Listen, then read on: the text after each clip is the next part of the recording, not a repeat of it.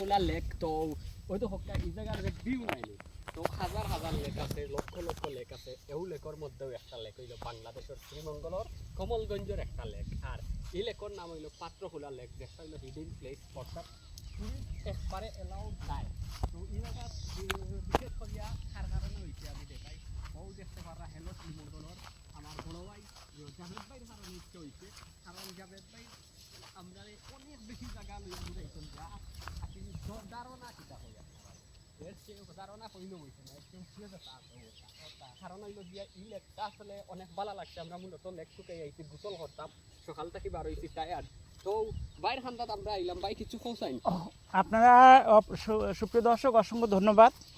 বৈচিত্র্যময় বাংলাদেশের আনাচে কানাচে অসংখ্য দর্শনীয় স্থান রয়েছে এবং আজকে সারাদিনই আমার পর্যটনময় দিন ছিল।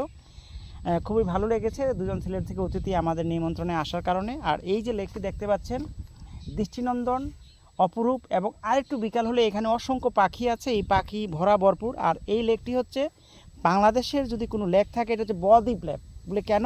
এই যে মাঝখানে যে বদ্বীপ মাঝখানে যে পাহাড়টা আছে এই পাহাড়টা পুরোটা লেকে ঘেরা এবং ওই দেখেন একটা পাহাড় এখানে আছে অলরেডি, আপনি ওইটাও কিন্তু পুরোটা পানি, সব দিকে পানি।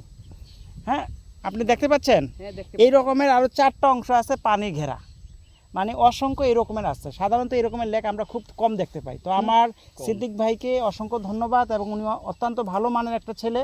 যদি যারা অবিবাহিত আছেন, যারা মেয়ে আছেন তার কাস্ট, হ্যাঁ উনি একটা মেয়েকে ভালো পায়, সেই মেয়েটার সাথে ওনার একটু কথা কাটাকাটি চলতেছে। হ্যাঁ, কোনো সমস্যা নাই। আঙ্কেল আপনাকে সালাম জানাই, আপনি অতি শীঘ্রই আপনার ছেলেকে বিয়ে শাদী করান, আর না যে কোনো সময় ও কিন্তু একটা দুর্ঘটনা করে ফেলতে পারে। তো ধন্যবাদ ভিডিওটি দেখার জন্য, আপনার ধন্যবাদ। ভিডিওটি লাইক কমেন্ট শেয়ার করে দিবেন, আর ওনার জন্য অতি শীঘ্রই মেয়ে দেখার দরকার হচ্ছে। আসলে এই লেকটা আমরা ড্রোন নাই কারণ গরিব মানুষ আমরা দেখাইলাম না এই লেকটা সারা ঘুরিয়া